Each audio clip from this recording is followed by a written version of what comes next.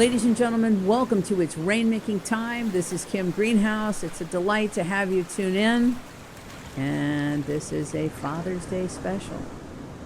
You know, we really have an opportunity every day to honor our mothers and our fathers, our parents. We don't always do it. We don't always do it when the time is right to do it. A lot of us are going to do it after our parents have passed away. Don't feel bad if you weren't able to do it while they were alive, because a relationship extends beyond the body, beyond the flesh, into the afterlife, and we are connected to our parents forever. This Father's Day special is to speak about some things about fathers that often don't get mentioned, don't get discussed, and are worthy of and have their weight. And they have their gravitas, if you will. One of the things I wanted to say is that many of us take the role of fathers for granted. We expect it. We energetically are used to it. And in reality, fathers take the heavy hit of whatever happens in society. Whatever happens in society, the father is expected to be the protector, the chivalrous one with his wife, and to make sure that the family is safe and provided for, no matter what. That's what we expect energetically, most of us, throughout time, throughout the passage of time. So the weight is heavy on fathers to function that way, to carry out that role no matter what. And many fathers, I would say most fathers throughout time, have had to endure terrible circumstances. All kinds of things have happened, and they're expected, and there's pressure for them to continue to provide and continue to protect no matter what. So for all the fathers, past, present, and future, who have not been acknowledged for doing that in the toughest of times, I want to say thank you. And thank you on behalf of the daughters and sons who know that you did what you did to protect your family.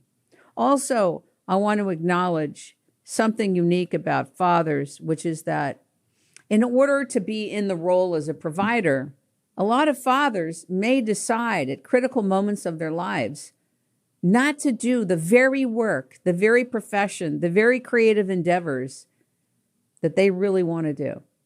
They may find that they will deny that to themselves in order to be the provider that they're expected to be.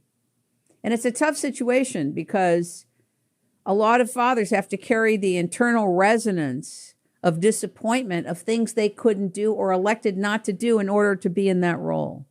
So we want to thank all the fathers throughout time, past, present, and future, that sacrificed things you wanted to do for yourself and things you wanted to express but didn't and weren't able to do it.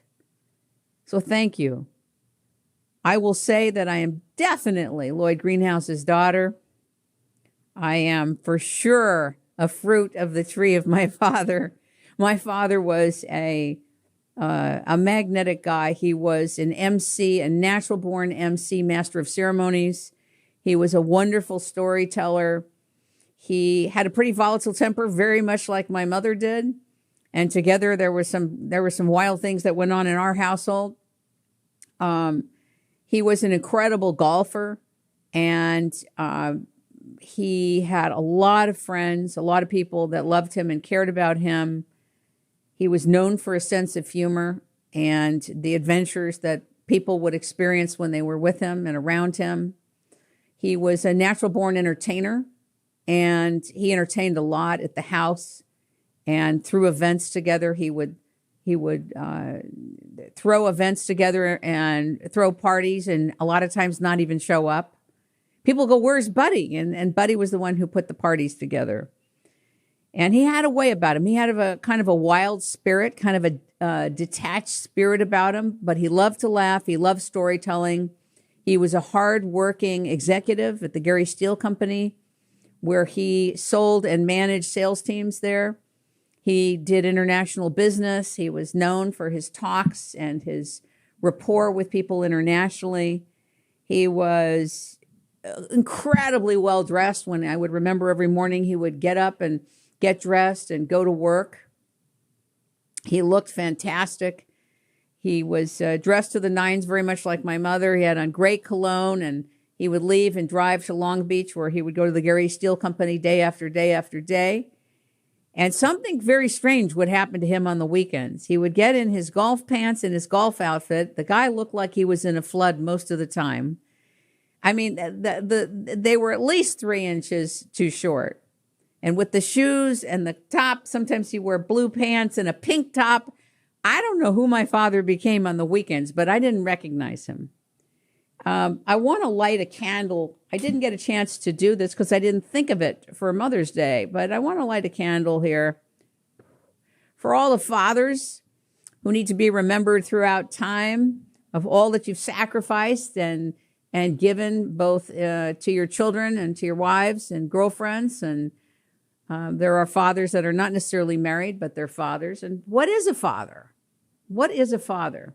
I think I'll just speak extemporaneously, but a father to me is a man who has children with a woman that he loves, and sometimes he doesn't love. Sometimes he just has children with a woman, and he looks after and maintains the care and well-being of his children and their children until they're coming of age, and make sure that they have the teachings that are the wisdom teachings and important teachings that will help that child go through life, and is a fantastic coach to their son or daughter, to his son or daughter. And I had the privilege of being the daughter of Lloyd Greenhouse. I had a lot of stress with my father. He was high-strung. He was volatile. He was brilliant. He was funny. He was a great storyteller. He was an inquisitive guy. He could sit and talk to people for hours and hours and hours and ask all these questions of them till they were falling apart on the chair. He was a great master inquisitor, too. He was kind of like Columbo. We were alive all together at the time in which the television shows of Mission Impossible, Mannix, Columbo, Star Trek, Secret Agent Men, Hawaii Five-0, I Love Lucy, Carol Burnett, Batman and Robin, The Green Hornet, Felix the Cat, The Flintstones, My Favorite Martian, Mr. Ed and Lassie were all around. All of this impacted and influenced fathers of the time. I want you to know that I want to share some stories with you about my father. He was very funny. First of all, I want to tell you he was not a good golfer. He was a great golfer. And he used to bet his friends and associates that he would play golf with. He would bet them on the golf course. So there was a lot of competition. It was fierce. They had a great time. And my father would always give the other players that he played with points because he was a really, really good golfer. I loved going to the golf course with him. I just loved it. And he would let me drive the golf cart, and I would ask him, every time he went, can I drive? Can I drive? So finally he lets me drive, and we're going up this incline. We're going up this hill, and he happens to have had his favorite customers in town, the Japanese. He had been to Japan many times. And lo and behold, and I didn't know this, but behind us was 6 Japanese men with their clubs hanging on to the cart with 2 guys in the front, 2 guys sitting in the back, and 2 guys hanging on the side. I mean, it was a full cart.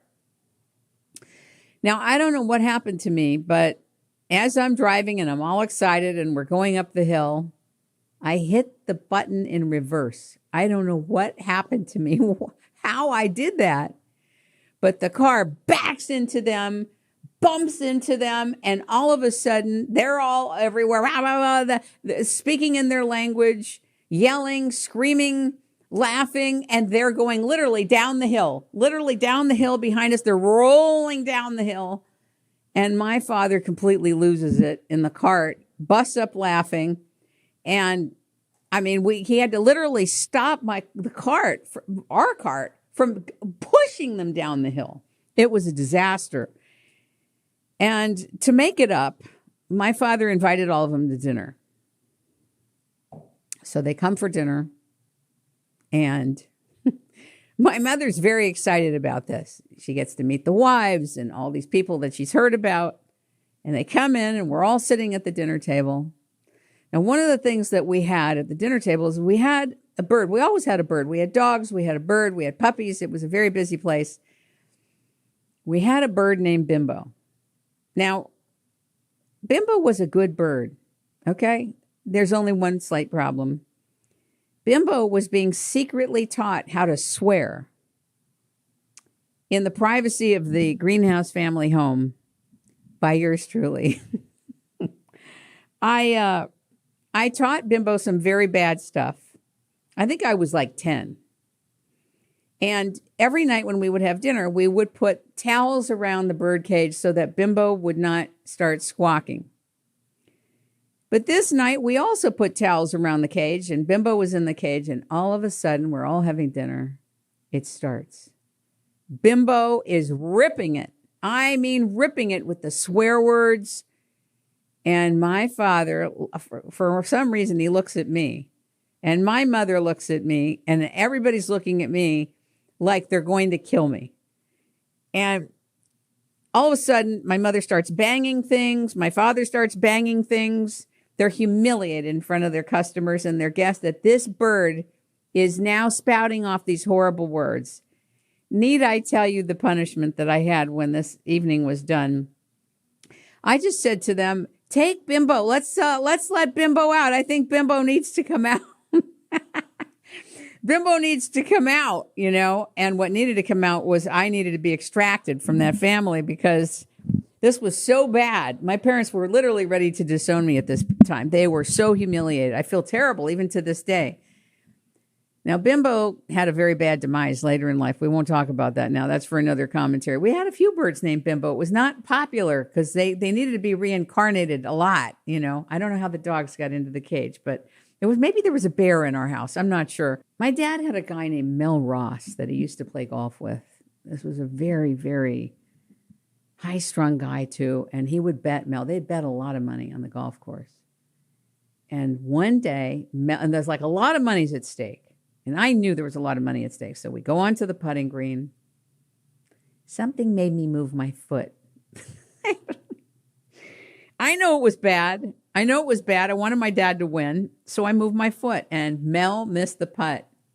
Mel was so upset, he took the entire bag of clubs and he threw it over the cliff at Pebble Beach. Pebble Beach is in Carmel, in California. A huge cliff. He threw the whole thing over the cliff. My dad would have men coming apart at the seams on the golf course. And it was really funny to watch. It was a scene. To watch. I don't know how he did it. I don't know what exactly happened, but it was a scene. So we have like Bimbo swearing at the table. We've got Mel Ross throwing his clubs over the cliff. We've got bets going on the green. We've got me hitting the Japanese customers behind us and putting the golf cart in reverse and them winding down the cliff. When I was in grade school, I really hated biology. I hated it. I thought it was just boring, and then it got frightening. Now, I don't know about you. I'm not much into dissecting animals, okay? But it came the time, I think it was 6th grade, we had to dissect animals. And the first thing I had to dissect was a frog, which I totally resented. I mean, it's disgusting. It stinks of formaldehyde. The thing is like this, and you have to take it home. Who can eat? Who can think about anything with that thing in your room? Anyway, I went through the torture of that, and then finally we're given another assignment, and I'm told that I have to dissect a pig. Well, I almost came apart at the seams. I said, this is not going to happen. So I negotiated with another student who was brilliant, Tina Saminsky, who was going to become a veterinarian and was really into all this. I don't know what I negotiated, but I got her to agree to dissect my pig because it wasn't going to happen. So I came home, and one night we're sitting after dinner, and I told my dad, I said, look, they're making me dissect another animal. I'm not going to do it. It's disgusting. I don't want to touch the pig. We eat pigs. You know, we have bacon once in a while. I can't do that and then eat the bacon. I can't do it. And he said, so what are you going to do? And I said, well, I'm going to have Tina Szyminski take care of this for me. I don't need to do this. She loves it. Let her do it. She's going to become a vet. It's not for me. So he looked at me and he said, we need to talk. And I said, okay. He said, you know, there's going to be a lot of things in your life you don't like doing. You don't want to do it. And they're disgusting to you. It's disgusting. It disgusts you. He goes, and sometimes in life, you have to cut the pig. You just got to cut the pig. So I want you to cut the pig. Do it. And if you need help doing it, that's different. But don't turn the assignment over to somebody else. Get it done. Cut the pig, Kim. And I thought that was a very wise thing my father said to me. Very, very wise on noticing I needed help, but not making me wrong, and passing the wisdom of the transmission of why it's important to do it. Not because I liked it, not because it wasn't disgusting to me, but because it needed to be done. I needed to face something that was uncomfortable to me and do it. And I did, with Tina's help. With Tina's help. Here's the Tina Szyminski. I hope you're still alive. I don't know if you're still alive, but if you are, thanks for the help. You know, in the Mother's Day special I talked about my mother, Joanne, and that my mother had a volatile temper. Well, my father had a volatile temper, and I needed some help in tournament tennis. I was on a free list. I used to get free rackets in wood and then in metal, and I crack them in half, just crack them in half. I went through a lot of rackets even before that. And I had a pretty bad temper, and my father said to me, we need to talk, and I have an idea for you. I have this great idea for you. Here's what's going to happen. When you're angry and upset on the tennis court, what I want you to do is pace yourself. I want you to walk over to the corner of the court, and I want you to bounce the ball, and I want you to count, okay? And I want you to say, while you're bouncing the ball and you're counting, I want you to say every bad word you know. Everything. Let it rip. I mean everything. Let it out, baby. Let it out. And I said, okay, I'll try that. So I get into this match. It's in Los Angeles. And I'm playing like hell. I mean hell. I'm ready to break all the rackets I have. I go over to the corner of the court. I bounce the ball. And I start to swear. I start to completely unload at that corner. I'm bouncing the ball. It's like a minute or two. I go back to the service line. I bounce the ball and I serve. Anyway, the match ends and my father runs on the tennis court laughing. And he says to me, you're never going to believe what happened. I said, what? He goes, Mrs. Malpezzi came up to me afterward and said, Lloyd Greenhouse, you're going to have to do something about your daughter's mouth. You can't believe what came out of her mouth. It was terrible, terrible. I mean, she was a devout Catholic on top of it. And my father said, well, how did you even hear it? And she says, I was sitting in a little beach chair in the corner, down on the floor. And my father just about lost it. I never saw the woman. I swear to God, I never saw the woman. She was apparently right there in the corner. So I'm bouncing the ball and totally swearing. She's right there on the ground. So the moral of the story, is sometimes your parents will give you really, really good advice. But you have to be present and check in. Make sure it's appropriate at the time you're doing it. In other words, look down. See if Mrs. Malpezzi is in the corner on her little beach chair. And if you want to unload at that point, or should you go to the other corner of the court and unload? Who thought? I never looked. Always look up, look down, see what's there. Notice the ambiance. That was a really interesting exercise. And that woman was never the same, by the way. Never the same. Mrs. Malpezzi probably has never heard such a thing in her life. She's probably passed on by now, but I bet her daughter may be still alive. My dad really enjoyed laughing and doing novel things. So one day, we're all having dinner at the table. And before we were having dinner, he comes in, he goes, guess what I'm doing? And we all said, what? He goes, I'm going to record us at the dinner table. We were like, for what reason, you know? He goes, I just want to hear it. All right, fine. He puts the recorder behind him, and we have dinner.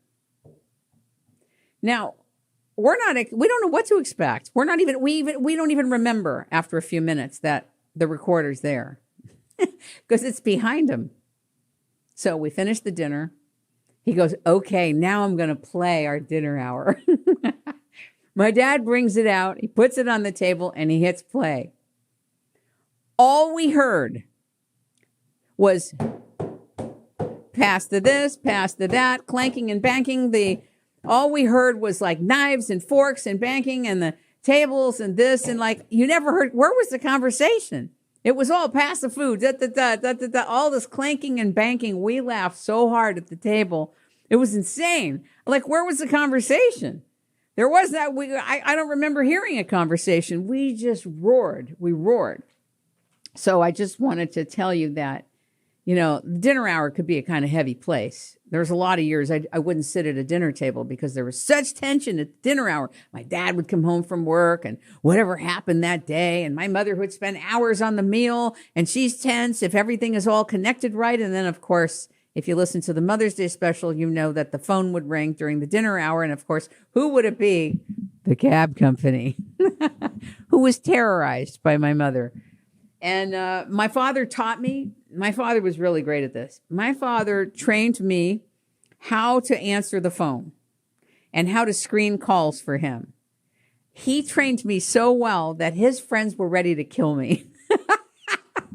They were like, please, let's not talk to Buddy Greenhouse's daughter, Kim. Please, anything. Don't put that lady don't put her on the phone.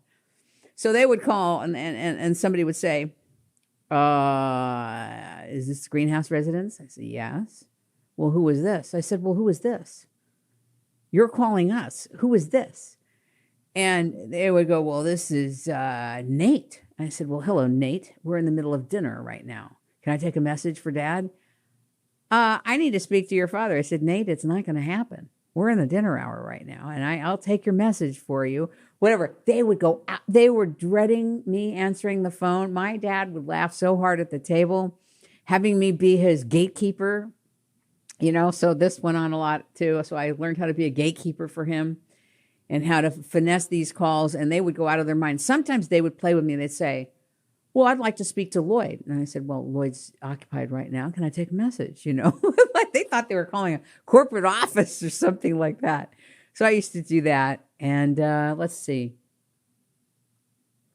Now let's talk about some serious stuff. Are you ready? You know, we don't know when our parents are going to pass on. Sometimes you have advance notice. Sometimes you don't have advance notice. And different people are responding differently at different times in the process, you know. My father was married to my mother for 55 years.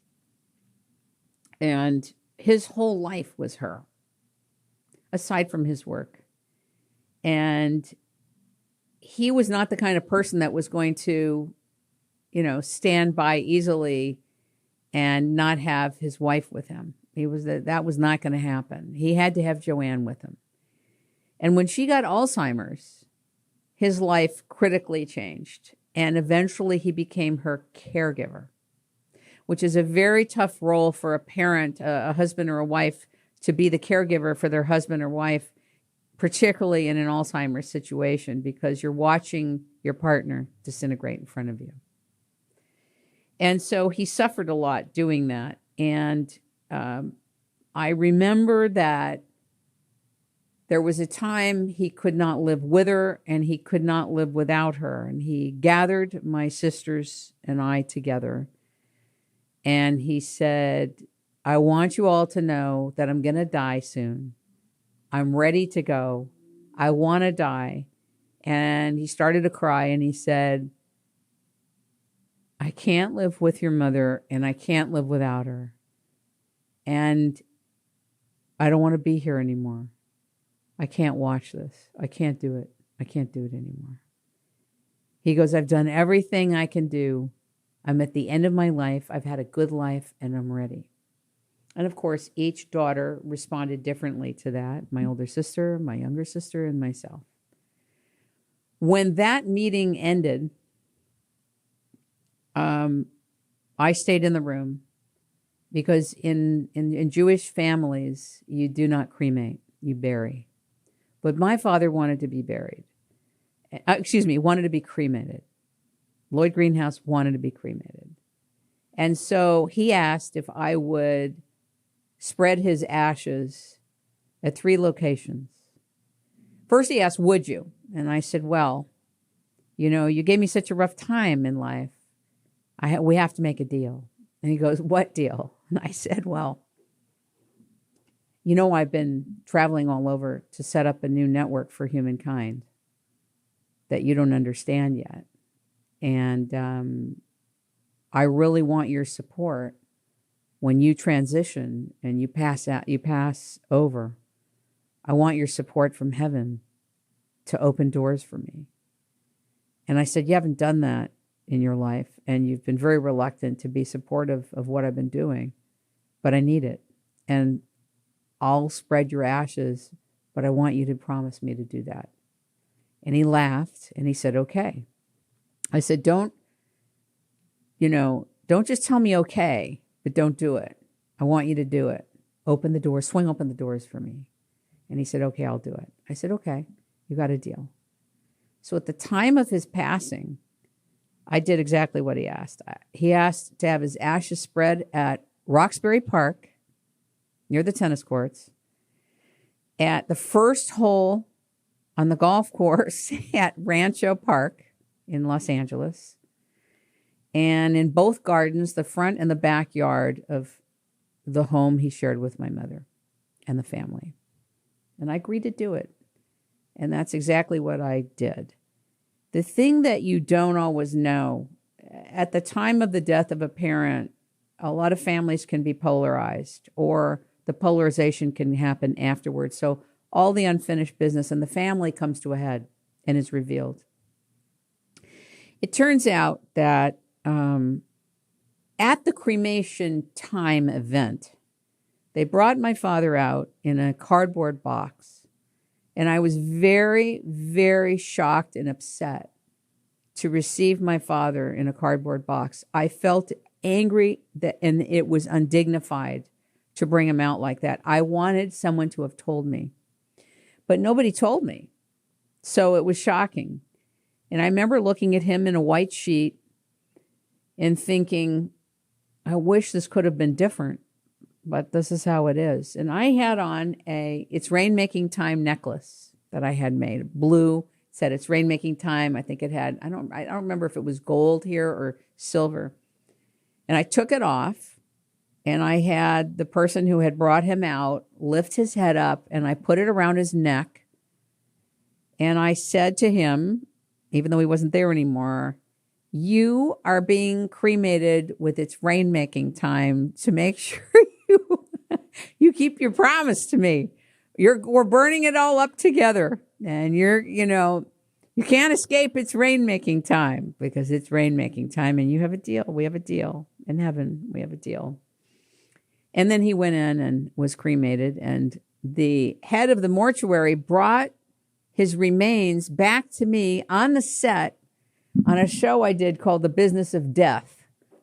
And it was a strange experience. I had my friend Faribors and his daughter Layla with me to do this cremation event. And I'm glad I wasn't alone there that day. So if you have the opportunity, whether you're of the tradition or not, to be with a close friend who's saying goodbye to their parent or parents, it's a good thing to be with them, because it's different than a traditional funeral. It feels more empty. It feels more vacuous. And unless you have some type of minister or spiritual person there, it's really painful.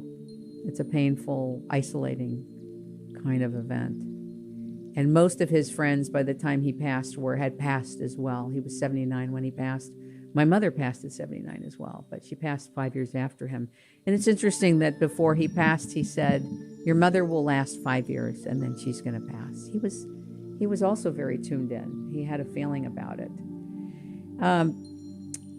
I remember running out of the house and with my hair wet. I mean, I would a lot of times run out of the house and be off to do something. I remember flying by him. He was outside in the front yard and he said, hold it, look, smell the roses. Smell the roses, Kim. I was in my 20s, I think, early. And I just remember the event. I remember seeing him and running out. And he goes, "Your hair is wet." I said, "I know, it's okay." And I ran out to do what I was doing. I mean, I was a lot like my father, running around all the time, going to events, going to concerts, with friends, clubhouses. We had clubhouses. We had clubs we created in tree houses. There was a lot of action going on. But I will definitely say that my father gave up a lot of things. Like, he had an opportunity to become an owner of a business. He gave it up because he was concerned. He didn't want to lose the nest that he had created for his family. And so there was a lot of resentment that he didn't become an owner of a company, even though he was an entrepreneurial guy. And he carried that, I think, almost into his death. There's a lot of men that will, and fathers that will carry things because they are providers and don't want to risk losing the nest for their family. And so I want to honor you and speak to you and just say thank you for your sacrifices. We know that women sacrifice a lot for their children, and men sacrifice. Their sacrifices are different, and fathers' sacrifices are different. A lot of times people think that a father is simply a man who impregnated a woman and dropped his seed in her, and that at the level of biology that's sufficient. We all know that's not sufficient, that it takes a lot more to be a father than a biological agent.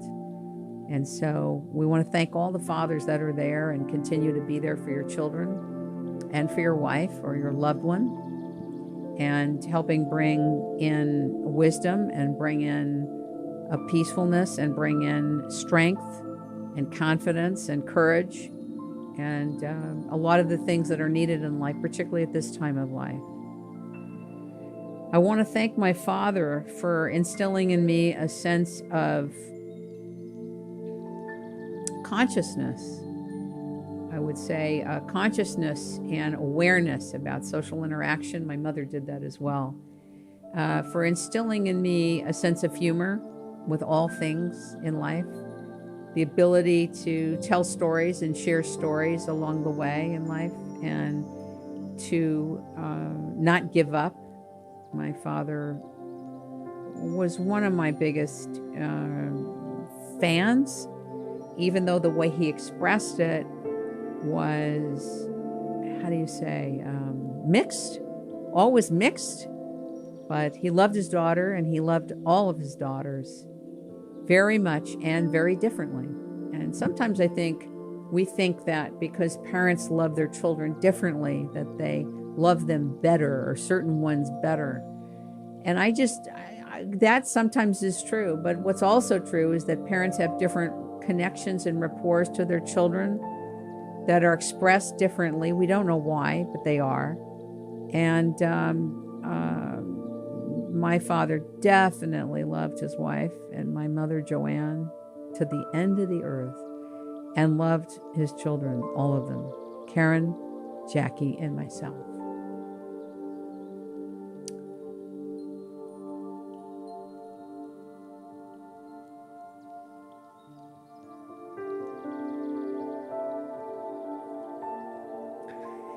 Sometimes you have revelations throughout life, and you learn things about your parents later in life that are revealed to you in their own time, not necessarily in the time that you want, not necessarily in the time you believed it should have been revealed.